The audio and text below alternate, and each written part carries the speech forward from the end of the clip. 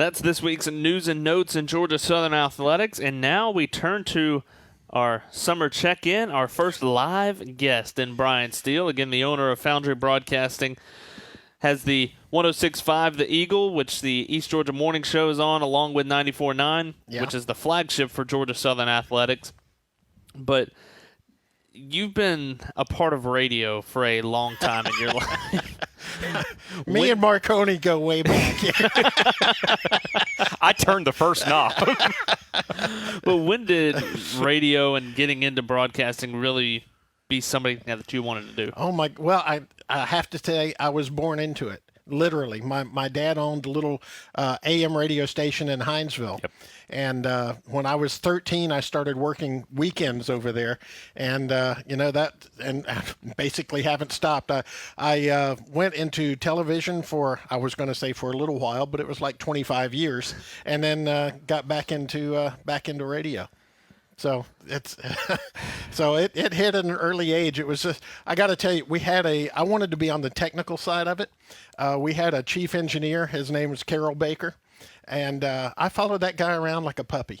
I mean, I was 13 years old, and I wanted to learn what made all this stuff work. So I followed him around like a puppy and watched everything he did. When Carol was in town working on the station, I was right there at his right hip, So I've been fascinated by the technology of it since that time. And, of course, the fact that I think broadcasting, and we don't talk about broadcasting being what it is, but it is broadcasting. We're out to serve a large audience, and we do part of that by being narrow on our formats, relatively narrow. That's why we have 4 radio stations. We have a talk radio station for, generally speaking, older male audience. We have an adult contemporary station, Eagle 94.9, the flagship station for Eagle Nation.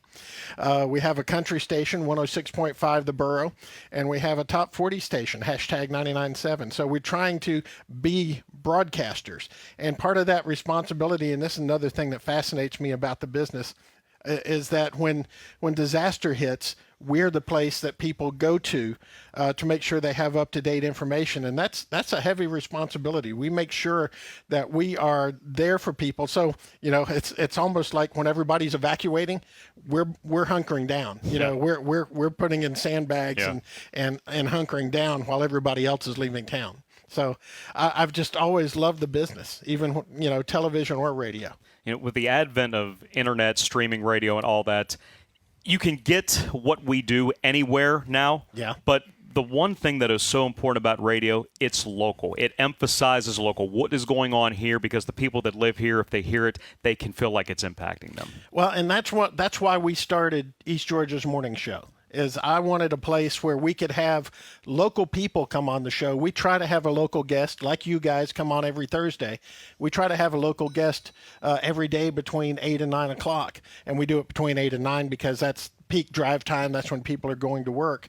And we want the community to be part of the station, and that makes the station part of the community. Yeah. And that's something you're not going to get on the streaming services. Yeah. Pandora is not going to have, the voice of Eagle Nation on there, or the mayor of Statesboro, or the, county commission chairman, or, the girls 12 and under soccer rec league soccer team on there. It's just not going to happen. So I wanted it to be about local, and Statesboro is really an ideal size town to do what we're doing here. If you're in Atlanta, nobody cares about the rec league girls 12 and under soccer team, because it's a city of so many million people that only a very small percentage know who's child that is. But in a town like Statesboro, a lot of people are going to know that Susie is Darren and Jennifer's daughter. You know what I'm saying? Yeah. So it's that's part of being part of the community. So. And I know that was one of the big things that you wanted to focus on when you bought the Foundry Broadcasting and brought the stations, is being able to tap into that local market, because Statesboro didn't really have it, because you don't really have a morning show especially dedicated to what local is. Yeah, and the stations at the time I bought them were programmed remotely. That was all computerized, not even local voice tracks, and I'm talking inside baseball now, but most radio stations during the non-prime hours are voice tracked, and that is that the the stuff that goes between the songs is recorded earlier and dropped in, and so they can do several radio stations. If you listen to an iHeart or a Cumulus station, the guy that's doing middays is probably in Texas somewhere and recording that, and he's doing it for 12 stations. Yeah. So, we wanted something that was going to be local. We wanted to appeal to the local people by having the local people on the station.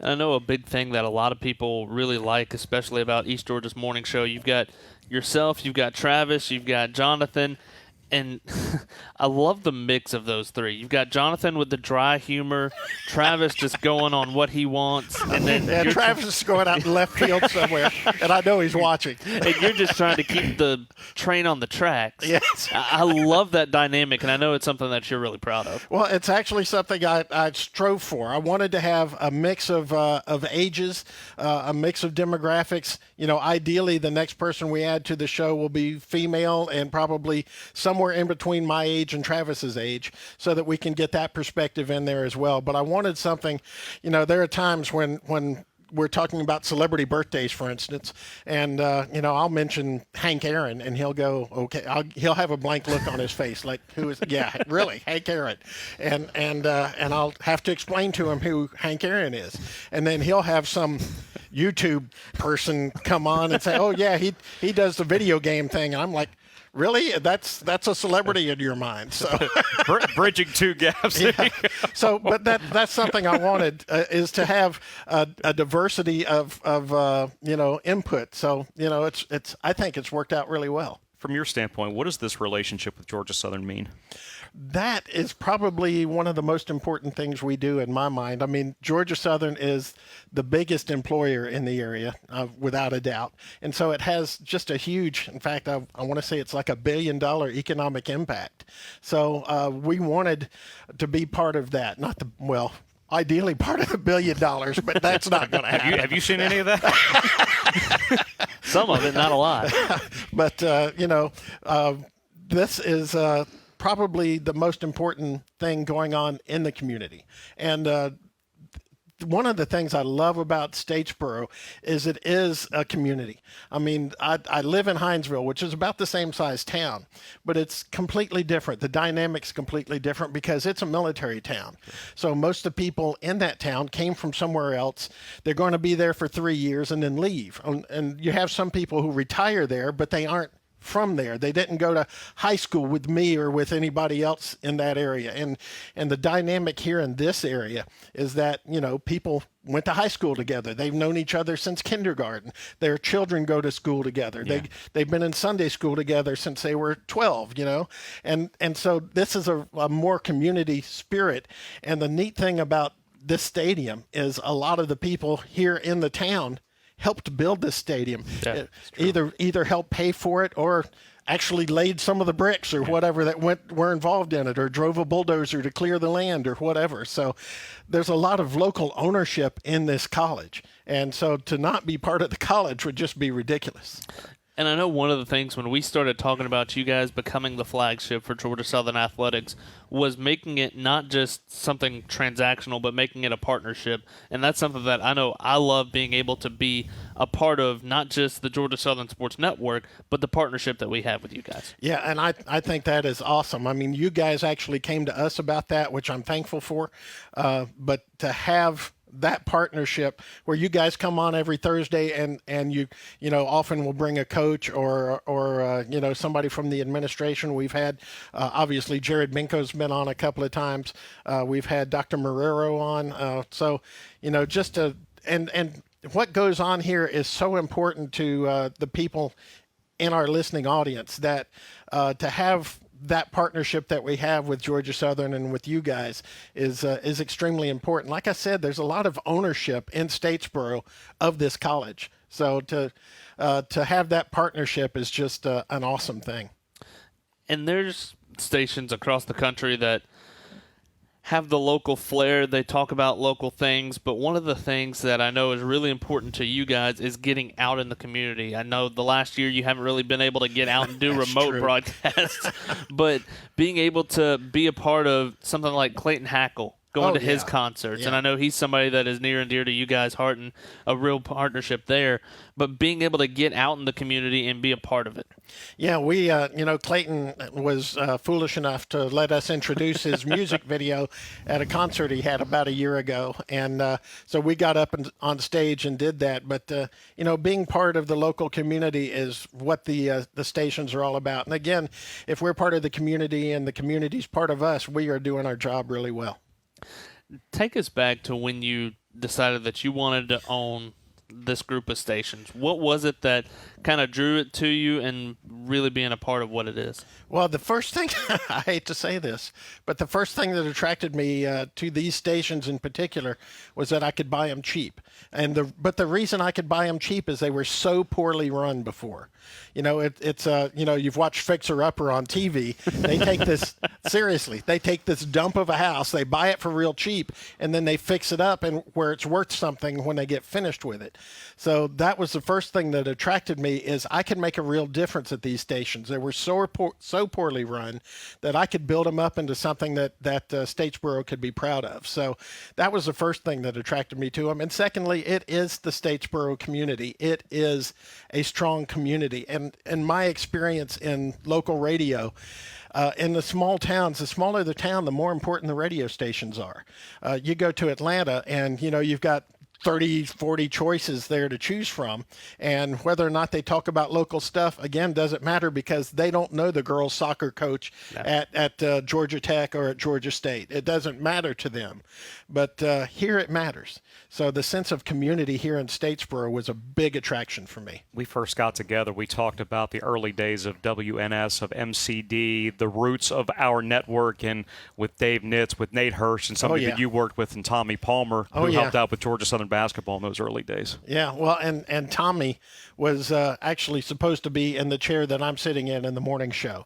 When I was putting the stations together, Tommy was an integral part of my planning, was to have him doing the morning show instead of what I'm doing, because he is a local legend. I mean, everybody knows who Tommy Palmer is, and again, to have the dynamic with the old guy who's been in radio forever and then the younger guy like Travis, that was the dynamic I was shooting for.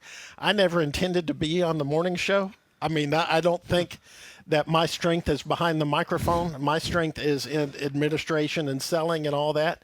But somebody had to do it, so I had to step in and do it. You think it's more powerful, though, to know that when people come in and talk to you that you're the one responsible for everything that's going on? You are literally the horse's mouth? Yeah, I think it does make a difference to the guests that come in, if be it the mayor or Roy Thompson, the chairman of the county commission, to know that they're talking with the guy who can actually execute what it is that they want executed, I don't have to talk to management about it because I am management. You're it. Yes, there is no other management except my wife. If I'm doing something big, I talk to her about it before I do anything. But other than that, I am management. I am where the buck stops.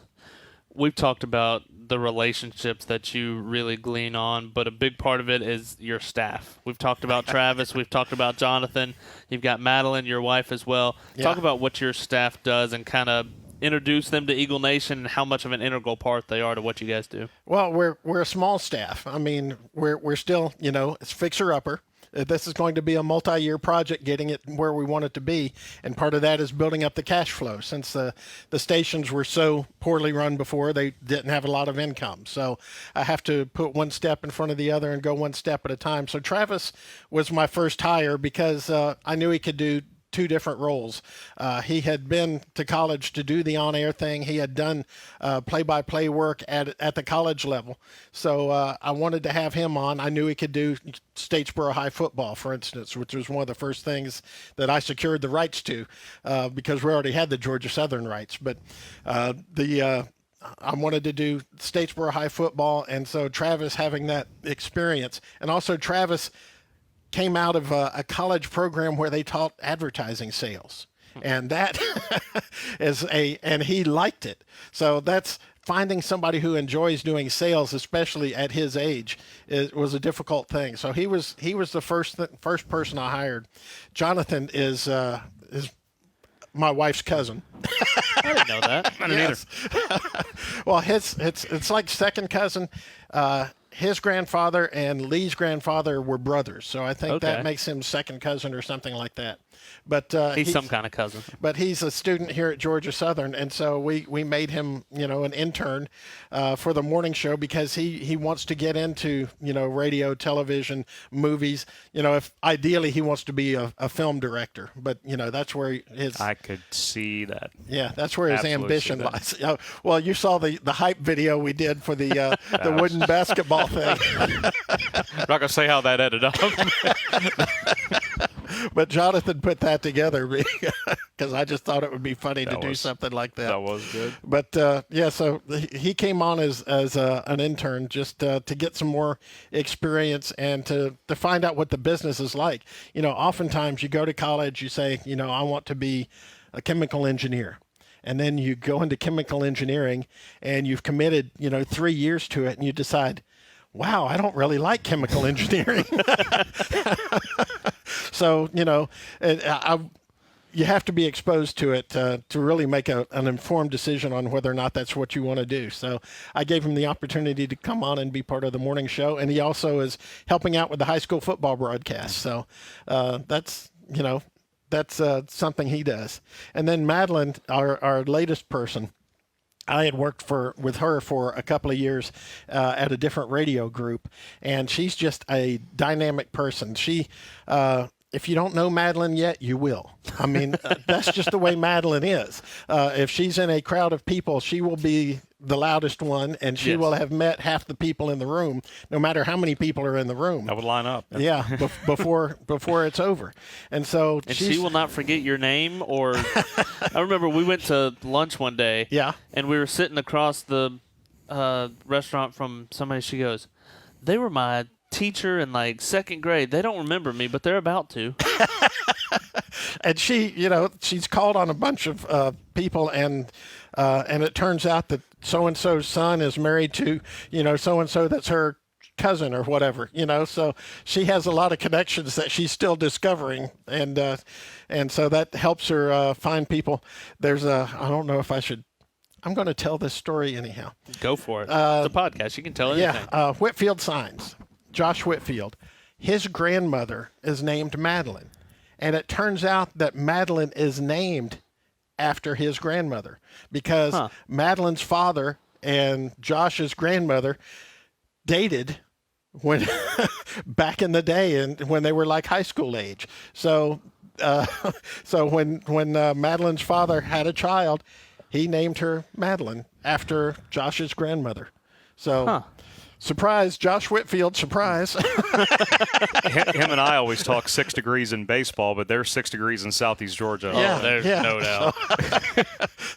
I hope it's okay that I let that story out because it's out there now. Yeah. We've talked about all the stuff you guys do, whether it be high school football. You've got Clayton Hackle coming in. I know you're a big proponent of having live music in. Yeah, Drew Wiggins also. He's local right here in Statesboro. But of everything that you guys have been able to do, whether it be East Georgia's morning show, the different broadcasts that you guys do, what are you most proud of that you kind of sit back and say, that was pretty cool? Oh, that's a good question. You like when you do something that you can see the effect of it. And there are times that you feel like, okay, I'm doing this. I know people are listening, but you don't feel like it's actually having any impact. And then you stumble across something you said, oh, yeah, I went and got a COVID vaccine because I heard you guys talk about it on the radio. And so when you have something like that happen, that really gets to you. And I've got to say, in the short time that I've been running these stations, it's been about 3 years now, I've gotten the most community feedback from the stuff we do on the morning show than any other place I've worked. And I've worked at some major radio groups in Savannah. I've worked in television stations in Savannah, but I get more community feedback out of the stuff we do here than I've gotten anywhere. And that, to me, that's what I'm proudest of, is that we are really becoming part of the community, and vice versa. The community is becoming part of the radio stations. That's really cool. Travis says interviewing Congressman Doug Collins was awesome. Oh, that's true. He was an interesting guy for sure. And the neat thing, I tell you, that's a neat thing, is he contacted us. He had heard about what we were doing on the morning show, and of course he was running for U.S. Senate. Sure. And he contacted us and wanted to be on the morning show. And I think we are making some impact somewhere. They have heard about us in Washington. The word is out. Yeah, and Doug Collins has heard of us and wants to be on our morning show. So I just think that was a pretty neat thing to have him come on. And I tell you, one of the other things that had a lot of impact on me, and Travis will agree, I know, is that Tommy Palmer passed away. He had lung cancer, and the interview we did with him, he is the most humble person. And I'm sorry, I'm choking up a little bit. Before he passed away, he apologized to me that he wasn't going to be able to do the morning show. And for him to do that, he was afraid of disappointing me. Yeah. And, with all that he had going on, that just had a lot of impact on me. Yeah. He was one of the best. Got to meet him a couple of times whenever I first got here. And he was definitely somebody special. Friday nights during high school football. Oh, yeah. That voice is unmistakable. Yeah. Oh, yeah. He had a great voice. Yeah. Just an awesome voice. And can you imagine, compared to this voice, the listeners to East Georgia's morning show, it would be a completely different experience with a much better voice on there if Tommy were able to do the show.